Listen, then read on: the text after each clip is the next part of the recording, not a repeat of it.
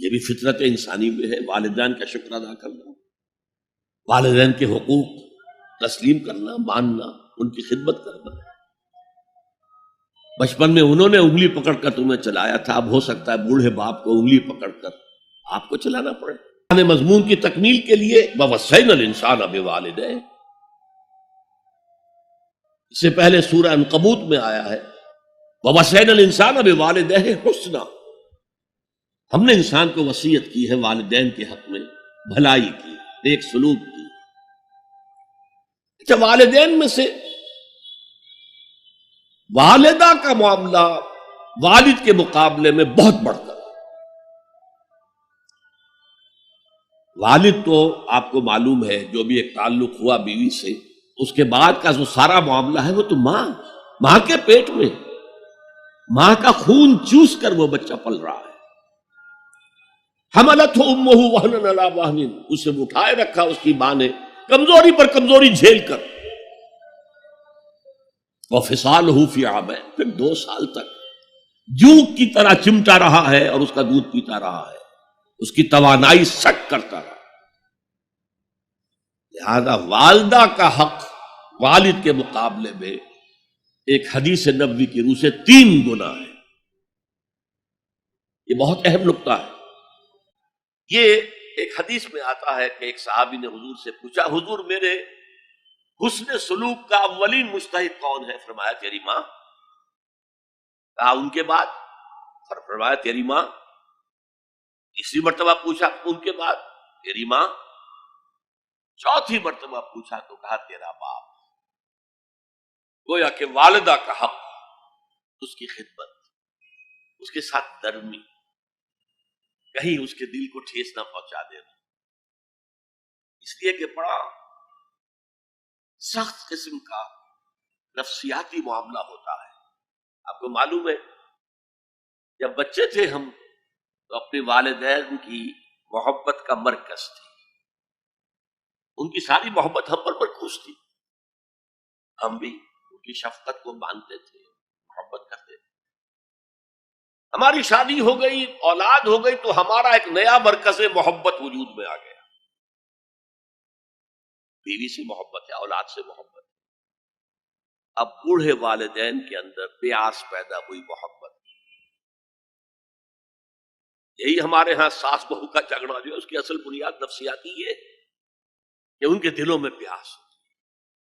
اب اگر ان کی دلجوئی کی جائے، ان کو وقت دیا جائے، ان کے پاس بیٹھا جائے، ان کی باتیں سنی جائیں، تب تو ان کو کچھ نہ کچھ جو ہے تسکین ہوتی ہے، ورنہ ایک بڑا احساس محرومی شدید پیدا ہو جاتا ہے والدین۔ یہی وجہ ہے کہ صرف 2 چیزیں ہیں جن کا محض دیکھنا تعظیم اور محبت کے ساتھ موجب ثواب ہے، عبادت ہے۔ خانہ کعبہ کو محض دیکھنا عبادت ہے، بیٹھ کر تعظیماً دیکھتے رہو، طواف بھی نہیں کر رہے، دیکھنا عبادت۔ اور بوڑھے والدین کو محبت بھری نگاہ سے دیکھنا عبادت ہے۔ تو یہاں اللہ صاف فرما رہا اشکر لی والے والدین، پہلا شکر میرا ہے، خالق میں ہوں، والدین کے دل میں شفقت میں نے ڈالی ہے، مقدم شکر میرا ہوگا۔ بھلے والدین، مخلوق میں سب سے زیادہ شکر والدین کے، اور یہ قرآن میں 5 جگہ آیا ہے۔ وَقَضَىٰ رَبُّكَ أَلَّا تَعْبُدُوا إِلَّا إِيَّاهُ وَبِالْوَالِدَيْنِ إِحْسَانًا، سورہ بنی اسرائیل، سورہ بقرہ میں ہے، سورہ نساء میں ہے۔ ان اشکر لی وَلِوَالِدَيْكَ إِلَيَّ الْمَصِيرُ، لوٹنا تو میری طرف ہے، میں حساب لے لوں گا کہ تم نے میرا بھی شکر ادا کیا تھا یا نہیں، اور اپنے والدین کا بھی شکر ادا کیا تھا یا نہیں۔ اب دیکھیے 2 چیزیں آئی، ایک شکر اللہ کا اور اس کا تقاضا شرک نہ ہو، ایک شکر والدین کا۔ اگر یہ دونوں چیزیں ٹکرا جائیں، کس قدر منطقی ربط ہے قرآن مجید کی آیات۔ والدین حکم دے رہے ہیں شرک کرو، کیا کریں؟ آپ کے علم میں ہوگا حضرت سعد بن ابی وقاص رضی اللہ تعالی عنہ 10 مبشرہ میں نوجوان تھے، ایز اے ٹین ایجر ایمان لائے ہیں حضور۔ باپ کو فوت ہوئے عرصہ ہو گیا تھا، ماں نے بڑی محبت سے مال بہت چھوڑ گیا تھا باپ، ناز و نام میں پالا، اب سعد ایمان لے آئے حضور پر۔ والدہ نے کہا تم نے اپنے باپ کے دین کو چھوڑ دیا، میں جان دے دوں گی اگر تم اس سے واپس نہ آئے، اور اپنے مشرکانہ عقائد کو تم نے دوبارہ اختیار نہ کیا، مرن برت رکھ لیا۔ اب کیا بیت رہی ہوگی، کس قدر سلیم الفطرت نوجوان تھا سعد، جو نفس کے اندر جو چیز مثبت تھی، والدین کا ادب، اللہ جسے اپنی طرف منسوب کر رہا ہے وہ فطرت ہے۔ اب یہ ٹکرا رہے ہیں، کیا کریں؟ آیت نازل ہوئی، اور یہ آیت سورہ عنکبوت میں بھی ہے، جیسا کہ میں نے بیان کیا کہ نہیں، یہاں اگر وہ تمہیں مجبور کرے، جاہدا کا لفظ بھی یہاں پہ نوٹ کیجئے، اگر تم سے جہاد کریں، یہ جہاد صرف مسلمان نہیں کرتا، جہاد تو کافر بھی کرتا ہے، مشرک بھی کرتا ہے،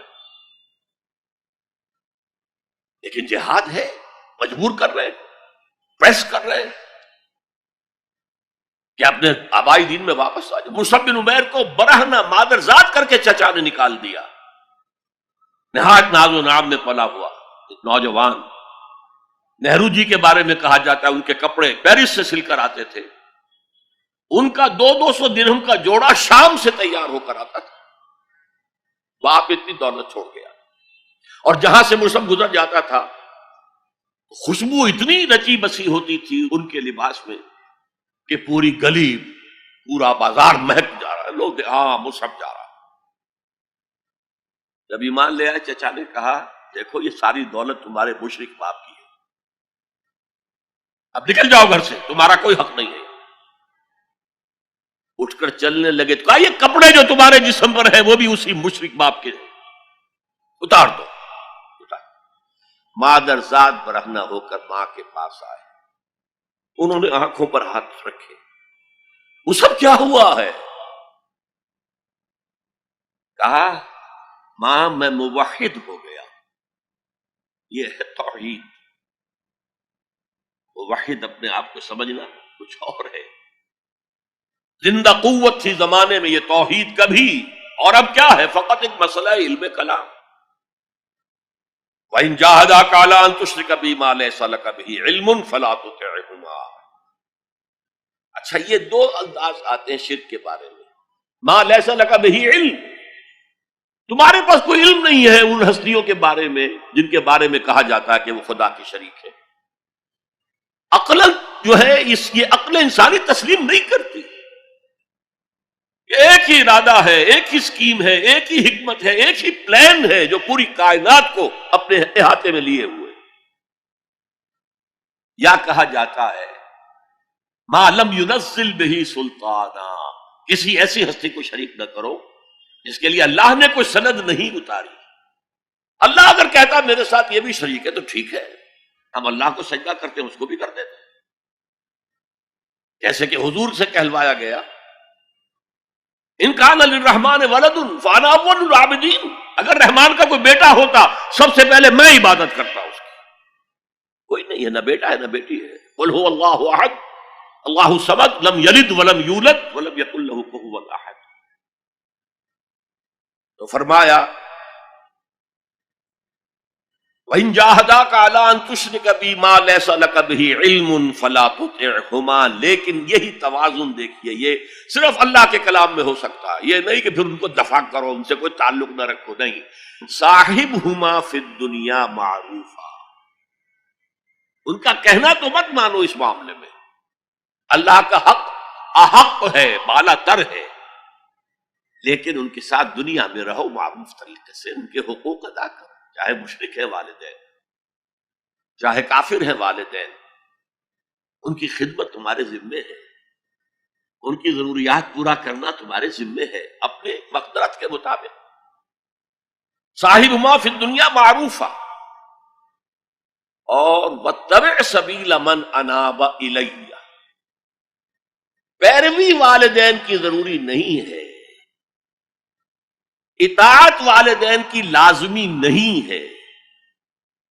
لا طاعت لمخلوق فی معصیت الخالق، کسی مخلوق کی اطاعت نہیں کی جا سکتی اگر اس سے خالق کی معصیت لازم آ رہی، تو والدین کے لیے بھی ہے۔